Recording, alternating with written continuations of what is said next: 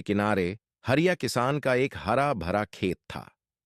हर कोई जानता था कि उसकी फसलें हमेशा अच्छी होती थीं, लेकिन किसी को समझ नहीं आता था कि आखिर ऐसा कैसे होता है। हरिया खुद भी थोड़ा परेशान था, क्योंकि जब भी वह सुबह खेत में आता तो पाता कि किसी ने पहले से ही खेत की अच्छी देखभाल कर दी होती थी। खरपतवार हटाए हुए होते, पौधों को पानी मिला होता और मिट्टी भी नरम होती। आखिर ये कौन कर रहा है? हरिया सोचता रहता। एक रात उसने तय किया कि वह इसका पता लगाएगा। वह खेत के पास एक पेड़ के पीछे छिपकर बैठ गया। आधी रात होते ही हल्की चांदनी में उसने देखा, एक सुंदर सफेद गाय खेत में आई। लेकिन यह कोई साधारण गाय नहीं थी।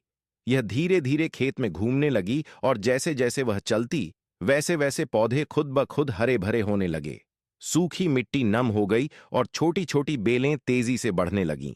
हरिया यह देखकर हैरान रह गया। यह तो कोई जादुई गाय थी। अगली सुबह उसने पूरे गांव को बुलाया और सबको यह बात बताई।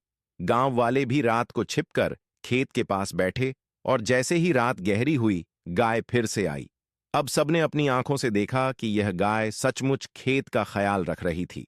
गांव वालों ने इस गाय का नाम रखा रानी और उसे ढेर सारा प्यार और सम्मान दिया। तब से रानी गांव की